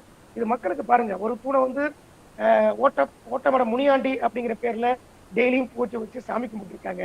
அதே பக்கத்துல ஒரு 2 ஸ்டெப் எடுத்து வச்சோம்னா அதே 3 தூண்கள் குப்பையில காட்சியளிக்கின்றது. அப்ப இந்த மாதிரி வந்து இந்த நூல்ல வந்து பாத்தீங்கன்னா நமது பாரம்பரியத்தை காக்க வேண்டும், சமூக சின்னங்களை பார்க்க வேண்டும் அப்படிங்கிற ஒரு வரலாற்று சின்னங்கள் இது வந்து பார்க்கும்போது எனக்கு ரொம்ப மகிழ்ச்சியா இருந்தது. அது மட்டும் இல்லாம இன்னும் பல பல தகவல்கள் இருக்கு. பேசிட்டே இருந்தோம்னா நாள் முழுக்க பேசிட்டே போலாம். சமூக நல்லிணக்கம், ஏன்னா இன்னைக்கு ஸ்கூல் குழந்தைங்கிட்ட வந்து எப்படி வந்து ஜாதி மத இன வேறுபாடு இல்லாம பழகணும் அப்படிங்கறத வந்து ஒருநிலைப்படுத்திருக்காங்க. ஏன்னா இப்ப பாப்பா 10th படிக்கிறாங்க, கிளாஸ்க்கு போறாங்க, இவ ஸ்நாக்ஸ் போய் அவ சாப்பிடுறாங்க, அவங்க கிளாஸ் ஸ்பெண்ட் பண்றாங்க. இந்த மாதிரி ஒவ்வொரு ஃபேமிலியும் அவங்களுக்குள்ள ஒரு குடும்ப சூழ்நிலை கூட டிஸ்கஸ் பண்றாங்க. அம்மா அப்பா இதை வாங்கி தந்தாங்க, அதை வாங்கி தந்தாங்க, கஷ்டப்படுறாங்க, இது எல்லாமே பண்றாங்க. இது வந்து ஒரு சமூக நல்லிணக்கத்துக்கான ஒரு அடிப்படையை இதுல வந்து கொடுத்துருக்காங்க. அடுத்து பேரிடர் மேலாண்மை அப்படிங்கிறது இந்த நூல்ல வந்து மிகச்சிறப்பாக, ஏன்னா நம்ம இதுல வந்து பார்க்கும்போது இயற்கை பேரிடர், மனிதனால் ஏற்படக்கூடிய செயற்கை பேரிடர் ரெண்டையும் வந்து எப்படி நம்ம பாதுகாக்கணும், எப்படி கட்டி காப்பாற்றணும், எப்படி அதுல இருந்து மீளணும் அப்படிங்கிறது தெளிவுபடுத்திருக்காங்க. அப்ப இந்த மாதிரி ஒரு நூல் கற்றது ஒழுகு என்ற ஒரு நூல் வந்து ஒரு ஒரு ஒரு தகவல் களஞ்சியம் மட்டும் இல்லாமல் அறிவியல் களஞ்சியம், அறிவியல் பொக்கிஷம். இப்ப அனிதா மேடம் லைன்ல இருக்காங்கன்னு நினைக்கிறேன். இதை தொகுக்க எப்படி பாடுபட்டாங்க அப்படிங்கிறது மிகச்சிறந்த ஒரு ஆச்சரிய பணி. ரெண்டாவது இதை ஏற்றக்கூடிய காலம், ஏன்னா இப்ப நாங்க ஒரு வரலாற்றில் பாத்தீங்கன்னா ஜூன்சஸ் ஆஃப் விருதுநகர் டிஸ்ட்ரிக்ட் அப்படிங்கிற ரூல் வந்து கிட்டத்தட்ட ஓராண்டு காலம் முடிந்து இப்பதான் நாங்க ரிலீஸ் பண்ணோம். அதை விட இந்த பணி வந்து மிகச்சிறந்த பணி. ஏன்னா அது ஒட்டுமொத்த சமுதாயத்திற்கு பாடுபடக்கூடிய ஒரு நூலாக இருக்கின்றது. இது நம்ம விருதுநகர் மாவட்டத்தில் வெளியிட்டாலும் இது முதல் முழு முயற்சி, நமது மாவட்டத்தினுடைய பெருமை. இது வந்து எல்லா மாவட்டங்களையும் பின்பற்றுவாங்க கண்டிப்பா. ஏன்னா அந்த அளவுக்கு இது இந்த நூல் வந்து பயனுள்ள ஒரு வகையில குழந்தைங்களுக்கு, பள்ளி குழந்தைகளுக்கு மட்டும் இல்லாமல் இது அவங்களுடைய பெற்றோர்கள் வரைக்கும் சென்றிருக்கின்றது. அப்படி பேசிட்டு இருக்கும்போது தான் லாஸ்ட் ஒரு அக்கேஷன்ல பேருடைய பாப்பா வந்து மாவட்ட ஆட்சித்தலைவர்கிட்ட பேசிட்டு இருக்கும்போது அவர் எதுவுமே பேசல, சார் நீங்க ஒரு புக்கு கொடுத்தீங்க, ரொம்ப அருமையா வந்திருக்குன்னு சொன்னாங்க. உடனே சாருடைய முகத்துல ரொம்ப மகிழ்ச்சியை நான் பார்த்தேன். அப்படி சொல்லும் பொழுது நம்ம அனிதா மேடமையும் அறிமுகப்படுத்தி அவங்க தான் தொகுத்தாங்க அப்படின்னு சொல்லி அவங்களுக்கு ஒரு நன்றி செலுத்தணும். இது இன்னும் அடுத்த கட்ட முயற்சிக்கு போகுதுன்னு கூட மேடம் சொன்னாங்க, சார் சொன்னாங்க. இது வந்து நல்ல ஒரு பொக்கிஷமாக இருக்கின்றது. ஏனென்றால் இந்த ஒரு கற்றது ஒழுகு என்ற நூலின் மூலமாக ஒரு குடும்பம் ஒரு நூல் என்ற ஒரு அடிப்படையில் இப்ப நாங்க எல்லாமே சொல்லிட்டோம். இதுல ஏதாவது பார்த்தீங்கன்னா 4 பேருமே அத்தாச்சி. யாராவது இந்த புக்கை படிச்சுக்கிட்டு ஒரு சில தவறுகள் மாற்றி குறை சொல்லிக்கக்கூடிய ஒரு வாய்ப்பையும் நமக்கு வழங்கி இருக்கின்றீர்கள். இது ஒரு நல்ல ஒரு எல்லாருடைய சமூகத்தையும் ஒரு மத நல்லிணக்கத்தோடு சுகாதாரத்தோடு அனைவரும் வாழ்வாங்கு வாழ்வார்கள் என்று நான் நினைக்கின்றேன். எனவே இந்த ஒரு வாய்ப்பை ஏற்படுத்திய நமக்கு அஞ்சா காலேஜ் அவங்க நிர்வாகத்தினர், முதல்வர்கள், அதுவும் இல்லாமல் நமது அருள்மொழி மேடம் ரொம்ப அருமையா பேசினாங்க, நம்மளை அறிமுகப்படுத்தினாங்க. அந்த அளவுக்கு பெரிய கிடையாது. ஏன்னா நம்ம வந்து பலனை எதிர்பார்க்காமல் செய்ய வேண்டும். ஏன்னா என்னுடைய முயற்சி என்ன, வரலாற்று சின்னங்களை பாதுகாக்க வேண்டும், வரலாற்றை வெளிப்படுத்த வேண்டும். இன்னைக்கு எத்தனையோ வரலாறு உறங்கிக் கொண்டிருக்கின்றது. அந்த வரலாற்றை தட்டி எழுப்பி அது மக்களுக்கு புரியப்படுத்த வேண்டும். ஏனென்றால் இந்த ஒரு காலத்தை நாம் விட்டுவிட்டோம் என்றால் இந்த இடைப்பட்ட காலத்தை பூர்த்தி செய்யவே இயலாது. இன்னைக்கு தமிழுக்கும் தமிழ் பிராமிக்கும் உள்ள எழுத்தை இன்னும் கண்டுபிடிக்க முடியல. அப்ப அந்த மாதிரி ஒரு நிலைப்பாடு மீண்டும் ஏற்படக்கூடாது என்ற ஒரு வகையில் ஒரு வரலாற்று ஆசிரியராக, ஒரு வரலாற்று ஆய்வாளராக, ஆர்வலராக இந்த இதுல நிறைய பேர் இருக்கிறீங்க. வரலாற்றையும் மீட்டெடுக்க வேண்டும் அப்படின்னு கூறி எனக்கு வாய்ப்பளித்த அனைவருக்கும், இந்த நூலை தொகுத்த மாவட்ட ஆட்சித்தலைவர் அனிதா மேடம் எல்லாத்துக்கும் நன்றியை தெரிவித்துக் கொள்கின்றேன்.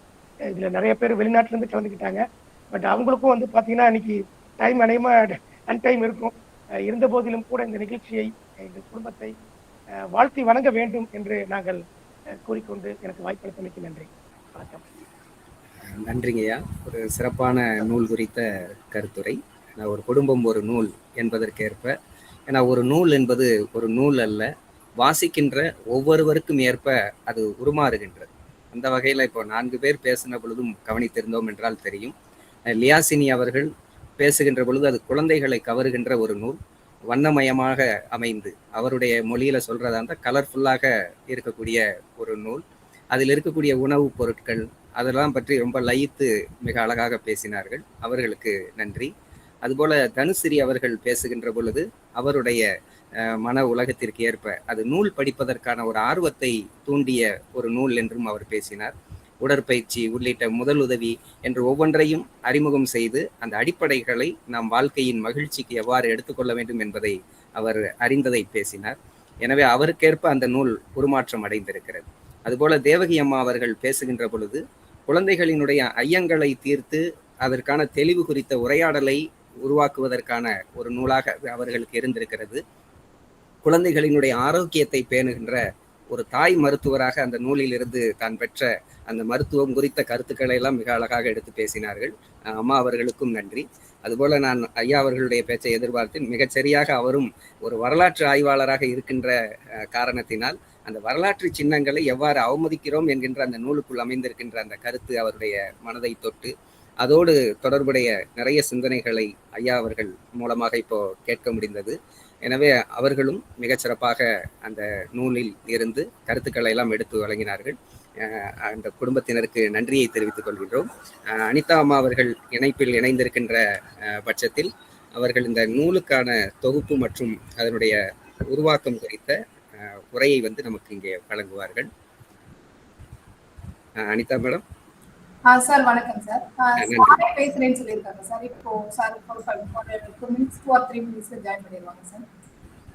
ஐயா இணைப்பில் இருக்காங்களா? அம்மா கலெக்டர் சார் இப்போ ஜாயின் பண்ணிடுவாங்க சார். ஓ சரிங்கம்மா. Okay sir. என்னை விட சார் வந்து சொல்றதா பர்ஃபெக்டாவும் பொருத்தமாகவும் இருக்கும்னு நினைக்கிறேன் சார். இல்ல நீங்க உங்க கருத்து சொல்லுங்கம்மா. ஐயா இணையில அதையும் நம்ம சொல்ல கேட்டுக்கோங்க. Okay sir. செக் பண்ணி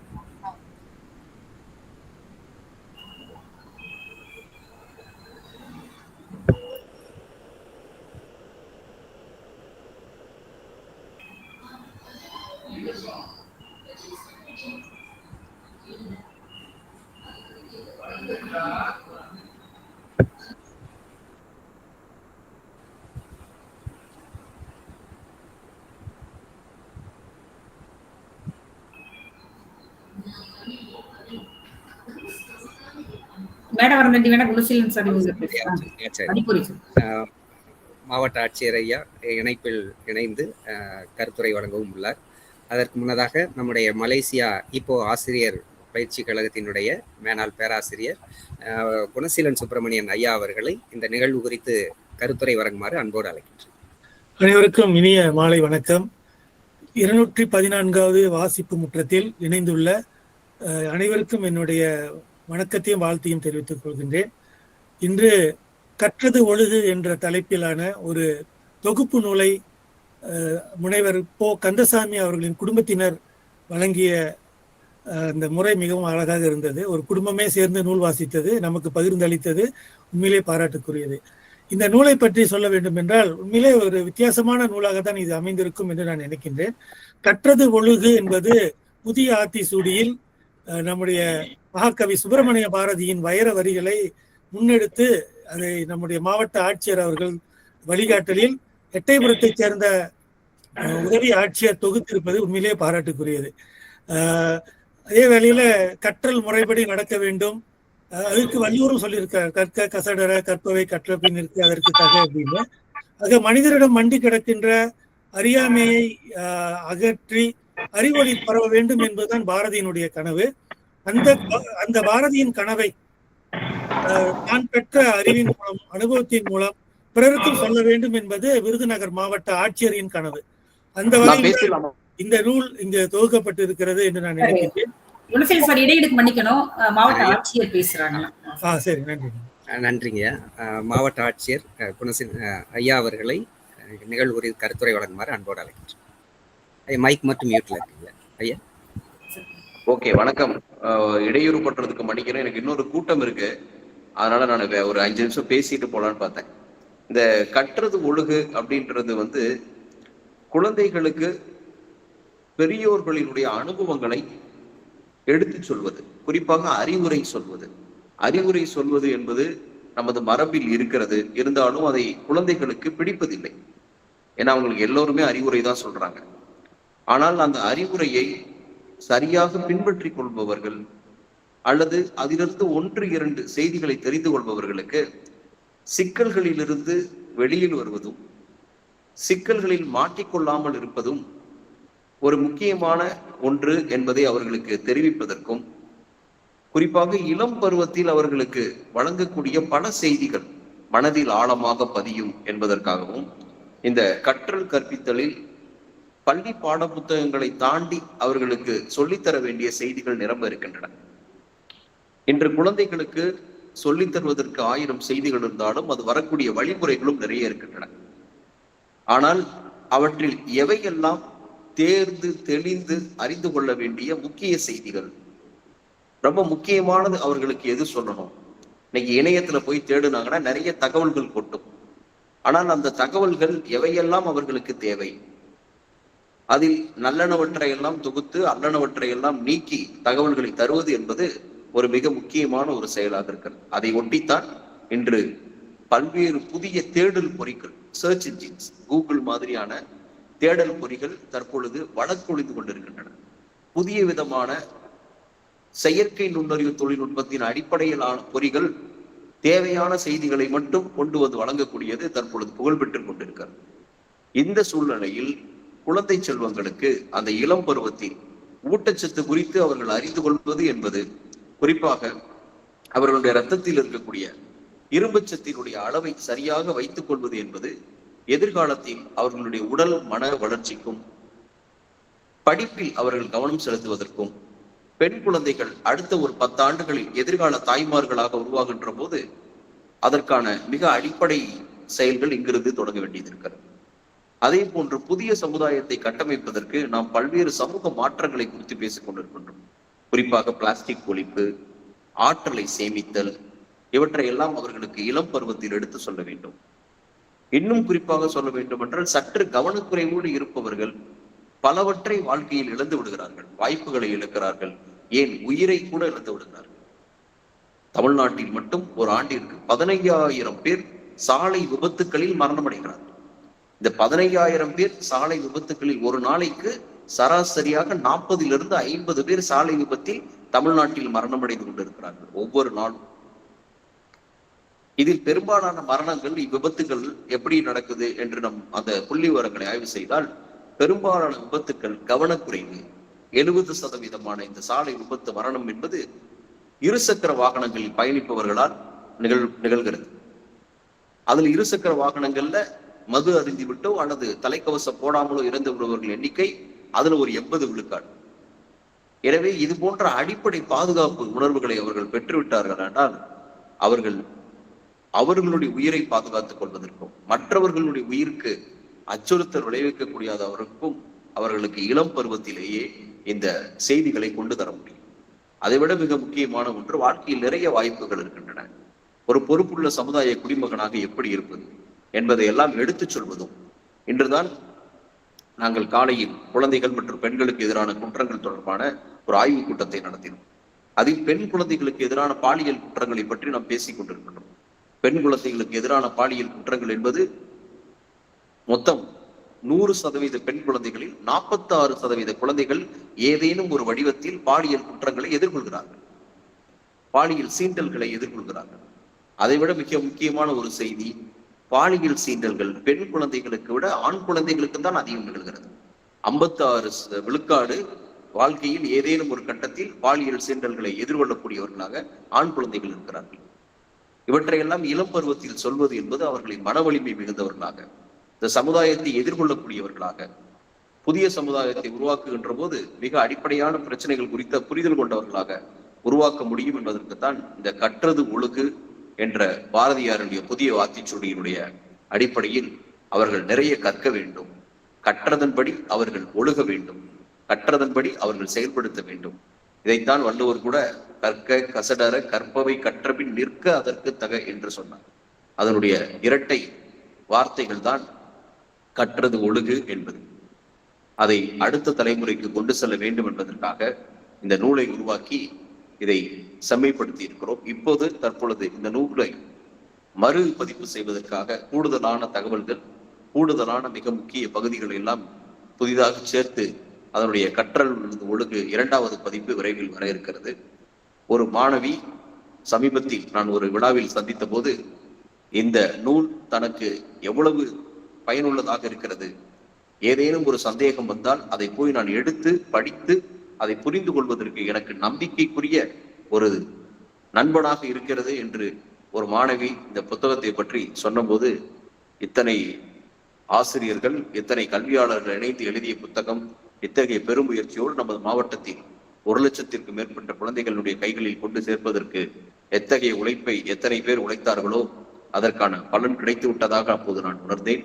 அந்த வகையில் கற்றது ஒழுகு என்பது இன்று தமிழ்நாடு அரசு இந்த நூலை எடுத்து மாநிலம் முழுவதும் இருக்கக்கூடிய குழந்தைகளுக்கு கொண்டு செல்வதற்கான பணிகளில் தற்பொழுது ஈடுபட்டு இருக்கின்றோம். எனவே இந்த கற்றது ஒழுகு என்பது இளம் குழந்தைகளுக்கு வழிகாட்டக்கூடிய ஒரு துணைவனாக இருக்க வேண்டும். எப்போதுமே குழந்தைகளுக்கு அறிவுரை சொன்னால் அவர்கள் விரும்ப மாட்டார்கள். ஆனால் அறிவுரை சொல்வது என்பது சமூகத்தினுடைய கடமை. அந்த சமூக கடமையை இந்த நூல் சிறப்பாக செய்து கொண்டிருக்கிறது. இந்த நூலை உருவாக்கிய அனைத்து ஆசிரியர்கள், கல்வியாளர்களுக்கும் இந்த நூலை நான் கொண்டு வர வேண்டும், இப்படி ஒன்று எழுத வேண்டும் என்று நினைத்த போது அதற்கு உரு கொடுத்து அவற்றை முழுமையாக செய்தது நமது துணை ஆட்சியர் அனிதா அவர்கள் தான். அவர்களுக்கு இந்த நேரத்தில் நன்றியை சொல்லி, இத்தகைய தொடர்ச்சியான கல்வி செயல்பாடுகள் தான் எதிர்கால தலைமுறையை ஒரு வளமிக்க தலைமுறையாக, அறிவு மிகுந்த தலைமுறையாக, எதிர்கால தலைமுறையில் வாழக்கூடிய இந்த சமுதாயத்தில் எல்லோரும் இணைந்து மகிழ்ச்சியாக வாழக்கூடிய ஒரு சமுதாயத்தை படைப்பதற்கு எல்லோருக்கும் இருக்கக்கூடிய பொறுப்புணர்வை உணர்த்துவதற்கான ஒரு வாய்ப்பாக அந்த நூல் அமைந்திருக்கிறது. அவற்றை தொடர்ச்சியாக கொண்டு செல்ல வேண்டும். இந்த நூல் குறித்து ஆய்வுரையை சிறப்பாக நடத்திய அய்யனார் ஜானகியம்மாள் கல்லூரியினுடைய நூல் முற்றம் குழுவினருக்கும் தமிழ் துறைக்கும் என்னுடைய பாராட்டுகளையும் வாழ்த்துக்களையும் தெரிவித்துக் கொள்கின்றேன். நன்றி, வணக்கம். நன்றி ஐயா. நூல் உருவாக்கம் மற்றும் தொகுப்பு குறித்து எடுத்துரைத்து பேசிய மாவட்ட ஆட்சியர் வி.ப. ஜெயசீலன் ஐயா அவர்களுக்கு நன்றி. எதிர்கால சமுதாயத்தை உருவாக்கக்கூடிய குழந்தைகள், அதற்காக மூத்த தலைமுறைகளினுடைய அறிவுரைகளை சொல்லுகின்ற அந்த நூல், அழகுற அமைந்துள்ள அந்த நூலுக்கான ஒரு பின்புலத்தை மிக அழகாக எடுத்துரைத்த ஐயா அவர்களுக்கு நன்றி. ஐயா அவர்கள் கருத்துரையை தொடர்ந்து குணசீலன் சுப்பிரமணிய ஐயா அவர்கள் தன்னுடைய கருத்துரையை தொடர்வார்கள். மீண்டும் வணக்கம், நன்றி. மாவட்ட ஆட்சியருக்கும் உதவி ஆட்சியருக்கும் உள்ளிட்ட அனைவருக்கும் என்னுடைய நன்றியும் பாராட்டுகளையும் தெரிவித்துக் கொள்கின்றேன். ஒரு அருமையான நூலை ஒரு மாவட்டத்திற்கே வழங்கி இருக்கின்றீர்கள். அது தமிழ்நாட்டிற்கும் வழங்க வேண்டிய ஒரு கட்டாயம் இருக்கிறது. இன்றைய சூழல் அப்படி இருக்கின்றது என்பதும் நமக்கு தெரியும். குறிப்பாக இந்த நூலில் இடம்பெற்றிருக்கின்ற பல விஷயங்களை அந்த ஐயா முனைவர் கந்தசாமி அவருடைய அந்த குடும்பத்தினர் ஒப்புவிக்கும் போது நாம் கேட்டறிந்த பல விஷயங்கள் கட்டாயம் அனைவருக்கும் சென்று சேர வேண்டிய ஒரு தகவலாக அது அமைந்திருக்கின்றது. கற்றறிந்த நல்லொழுக்க நெறிப்படி வாழ்கின்ற ஒரு சமூகத்தை தான் நாம் உருவாக்க துடிக்கின்றோம். அதை எப்படி கொண்டு செல்ல வேண்டும் என்று பார்க்கும் பொழுது நல்ல நூல்களின் வழியாக அதை கொண்டு செல்லலாம். நல்ல கருத்துக்களை அதில் புகுத்தி மாணவர்களிடம் கொண்டு செல்ல வேண்டும் என்பதுதான் இன்றைய தேவையாக இருக்கின்றது. மாணவர்கள் பலர் நூலை வாசிக்க மறுக்கின்ற சூழலில் நூல் வாசிக்கும் முற்றத்தின் வழியாக நாம் அதை தொடர்ந்து வலியுறுத்தி வருகின்றோம். அவ்வகையில் இந்த இளம் மாணவர்களிடையே இந்த சமூகத்தினிடையே மனநலம் குறித்தும் சமூக நலம் குறித்தும் பொது நலம் குறித்தும் பல விழிப்புணர்வு வழிகாட்டி தகவல்களை உள்ளடக்கி இந்த நூல் வரவேற்கப்பட வேண்டிய ஒரு நூல். தொடர்ந்து இதை வெறும் வாசிப்புக்கு மட்டும் இல்லாமல் அதை வாழ்க்கைக்கும் பயன்படுத்தி கொள்ள வேண்டும் என்று வலியுறுத்தி கேட்டுக்கொள்கின்றேன். விழிப்புணர்வை ஏற்படுத்த வேண்டிய அவசியத்தில் நாம் இருக்கின்ற இந்த சூழலில் மாணவர்களுக்கும் சமூகத்திற்கும் ஒரு விழிப்புணர்வை வழங்கி இருக்கின்ற இந்த நூலின் தொகுப்பாளர்கள், வெளியீட்டாளர்கள் அனைவருக்கும் என்னுடைய நன்றியும் பாராட்டுகளையும் தெரிவித்துக் கொள்கின்றேன். தொடர் விழிப்புணர்வும் தொடர் வழிகாட்டலும் இந்த சமூகத்திற்கு தேவை என்று கூறி இந்த நூலை படைத்தளித்த உங்கள் அனைவருக்கும் என்னுடைய நன்றியும் பாராட்டுகளையும் தெரிவித்து விடைபெறுகின்றேன். நன்றி, வணக்கம். நன்றிங்கய்யா. கருத்துரை வழங்கிய குணசீலன் சுப்பிரமணியன் ஐயா அவர்களுக்கு நன்றி. ஐயா அவர்களுடைய கருத்துரையை தொடர்ந்து கருத்துரை வழங்கி சிறப்பிப்பதற்கு தில்லி கலை இலக்கிய பேரவையினுடைய செயலாளர் திரு பா. குமார் ஐயா அவர்கள் கருத்துரை வழங்குகிறார். ஐயா அவர்களை கருத்துரை சரிங்க. நன்றி உரை யாராவது கருத்து சொல்லணும்னா முதல்வர் சொன்னாங்க. அந்த அடிப்படையில வேற யாராவது சொல்லணும்னா நான் ஒரு மிக குறுகிய கருத்து சொல்லணும்னு நினைக்கிறேன். தனிநபர் மற்றும் சமூக அக்கறையோடு ஒரு மிகச்சிறந்த கருத்து பிரகடனத்தை வெளியிட்ட விருதுநகர் மாவட்ட ஆட்சியர் திரு வி.பா. ஜெயசீலன், துணை ஆட்சியர் அனிதா அவர்களுடைய பெருமுயற்சியிலே இந்த நூல் சமுதாய பயன்பாட்டு உள்ள இந்த நூலை வெளிக்கொண்டு வந்து அதற்கு வெளிச்சம் போட்டு காட்டிய சிவகாசி ஐயனார் ஜானகியம்மாள் கல்லூரியினுடைய தமிழ்துறையினுடைய நூல் வாசிப்புற்றதற்கு நன்றி. இந்த குடும்பமாக இருந்து ஒரு நூலை விமர்சித்த திரு கந்தசாமி, திருமதி தேவகி, செல்விகள் தனுஸ்ரீ, லியாசினி ஆகிய அனைவருக்கும் அழகாக வகுத்து தொகுத்து பகுத்து வழங்கினார்கள். உண்மையிலேயே சமூக அக்கறையோடு பிரச்சனைகளும் அதற்குரிய தீர்வுகளும் என்ற அந்த ஒரு உண்மையான ஒரு இலட்சிய நூலாக இது அமைகிறது. அறிவுரை என்பது விளக்கெண்ணெய் போன்றது. மற்றவருக்கு கொடுப்பது இலகு, ஆனால் எடுப்பது ஏற்கத்தக்கது அல்ல என்கின்ற இந்த ரீதியில எவ்வாறு சொன்னால் அது இளைய தலைமுறைக்கு சென்று சேரும் என்ற ஒரு உண்மையான சமூக அக்கறையோடு நூலை படைத்த மாவட்ட ஆட்சியருக்கும் அவர்தம் குழுவினருக்கும் சிவகாசி ஐயனார் ஜானகியம்மாளுடைய தமிழ்துறைக்கும் குடும்பமாக இருந்து விமர்சித்த திரு கந்தசாமி அவருடைய குடும்பத்தாருக்கும் நன்றி, வணக்கம், பாராட்டுக்கள், வாழ்த்துக்கள். நன்றிங்கய்யா. கருத்துரை வழங்கிய மேஜர் இளங்கோவன் ஐயா அவர்களுக்கு நன்றி. நிறைவாக நன்றி உரை வழங்குவதற்கு தமிழ்துறை உதவி பேராசிரியர் சிவஞானம் அவர்களை அன்போடு அழைக்கிறேன். அனைவருக்கும் வணக்கம்.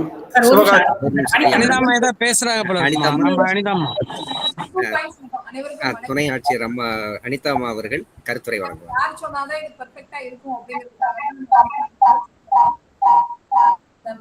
பிஸியா இருக்கிற ஷெட்யூல்லுமே சிஎஸ்விசி நடந்துட்டு இருக்கு. சார் வந்து நமக்காக கொடுத்துட்டாங்க. தேங்க்யூ. நிகழ்வை ஏற்பாடு பண்ண அஞ்சா காலேஜ் மேடம், அருள்மொழி மேடமுக்கும் நிர்வாகத்திற்கும் நன்றி. நமக்கு சிறப்பா வந்து இந்த நூலை பத்தி சொன்ன கந்தசாமி சார் அவர்களுக்கும் நன்றி. இந்த நூல் பத்தி சொல்லணும் அப்படின்னா, ஒரு தனி மனித வளர்ச்சி எப்ப மதிப்பு பெறுது அப்படின்னு சொன்னா, அந்த வளர்ச்சினால சமுதாயமும் வளர்ச்சி அடைஞ்சாதான் அந்த தனி மனித வளர்ச்சிக்குள்ள மதிப்பே இருக்கு அப்படிங்கிறத பசங்களுக்கு சொல்லணும். இதுல சொல்லணும் அப்படிங்கிறத இந்த நூலோட முக்கிய நோக்கம். இதுல ஒவ்வொரு பேராவும் சார் ரீட் பண்ணி ஒவ்வொரு பேராவும் இது சார் தான் கரெக்ட் பண்ணது. ஒரு 2 மார்க் கொஸ்டின் மாதிரி இருந்துடக்கூடாதுமா, அவங்க போய் அந்த 2 மார்க் கேள்விக்கு படிச்சு எழுதுற மாதிரி இருந்துடக்கூடாது. இப்போ அவங்க சொன்ன மாதிரி இது வந்து அவனோட வாழ்க்கைக்கான கல்வி, சமூக வாழ்க்கைக்கான கல்வி அப்படிங்கிற நோக்கத்துலதான் அவனோட என்னது ஹெல்த்ல இருந்து அவனோட சைக்காலஜி, தனி மனிதனோட அந்த ஸ்டூடெண்ட்ஸோட சைக்காலஜி, ஹெல்த், அப்புறம் அவனோட ஃபியூச்சர் எல்லா அடிப்படையிலையுமே இந்த நூல் அவனுக்கு ஒரு வாழ்க்கைக்கான வழிகாட்டலா ஒரு நண்பனா இருக்கணும் அப்படிங்கிறதுக்காக சார் இந்த நூலை ப்ரிப்பேர் பண்ணாங்க. சாரோட தாட்டு எங்களுக்கான வாய்ப்பையும் இதற்கான வாய்ப்பையும் கலெக்டர் சார் தான் எங்களுக்கு கொடுத்தாங்க. நன்றி. இப்போ இந்த நூலை சார் சொன்ன மாதிரி மேம்படுத்த போறோம். உயர்கல்விக்கும், ஏன்னா நிறைய விஷயங்கள் இப்போ உயர்கல்விக்கு ஸ்பெஷல் இனிஷியேட்டிவ் உங்க கலெக்டரேட்ல எடுத்துட்டு இருக்காங்க, சாரோட வழிகாட்டல எடுத்துட்டு இருக்கோம். இதுல நிறைய வந்து என்ன இருக்கு அப்படின்னு சொன்னா, உயர்கல்வியில வந்து மாணவர்களுக்கு சரியான ஒரு வழிகாட்டுதல் இல்லை அப்படிங்கறதுனால இப்போ அவங்க சொன்ன மாதிரி அதுல ஏதாவது டவுட்னாலும் ஜஸ்ட் இந்த புக்கை பார்த்து கிளாரிபிகேஷன் எடுத்துடணும் அப்படிங்கிற மாதிரி இதை மேம்படுத்துறதுக்காக நடவடிக்கை எடுத்துட்டு வரோம். Thank you so much. இந்த நிகழ்வுல பங்கேற்க எனக்கும் வாய்ப்பு நன்றி. நன்றி சார். நன்றிங்கம்மா. தனிமனித வளர்ச்சியில் தான் சமுதாய வளர்ச்சி என்பது அடங்கி இருக்கிறது. ஒவ்வொரு தனி மனிதரையும் கவனத்தில் கொண்டு உருவாக்கப்பட்ட அந்த நூல் குறித்து அழகாக அந்த உருவாக்கம் குறித்து பேசிய துணை ஆட்சியர் அனிதாம்மா அவர்களுடைய ஒருங்கிணைப்பு எப்பொழுதுமே மிக சிறப்பாக சரியாக அமைந்திருக்கும். அவர்களுக்கும் நன்றியை தெரிவித்துக் கொள்கிறோம். இப்பொழுது நிறைவாக நன்றி உரை வழங்க சிவஞானம் அவர்களை அன்போடு அழைக்கின்றோம். அனைவருக்கும் வணக்கம். சிவகாசி ஐயனார் ஜானகி அம்மாள் கல்லூரியின் தமிழ் துறை சார்பாக நிகழும் பன்னாட்டு அளவிலான நூல் வாசிப்பு முற்றம் நிகழ்வு 214. இந்நிகழ்வினை நாங்கள் தொடர்ந்து நடத்துவதற்கு அனுமதி அளித்த எம் கல்லூரி தாளாளர், முதல்வர் உள்ளிட்ட பெருந்தகைக்கு நன்றி. தொடக்க உரையாற்றி சிறப்பு விருந்தினரை அறிமுகம் செய்த முதுகலை தமிழ்துறை தலைவர் முனைவர் நா. அருள்மொழி அம்மா அவர்களுக்கு நன்றி.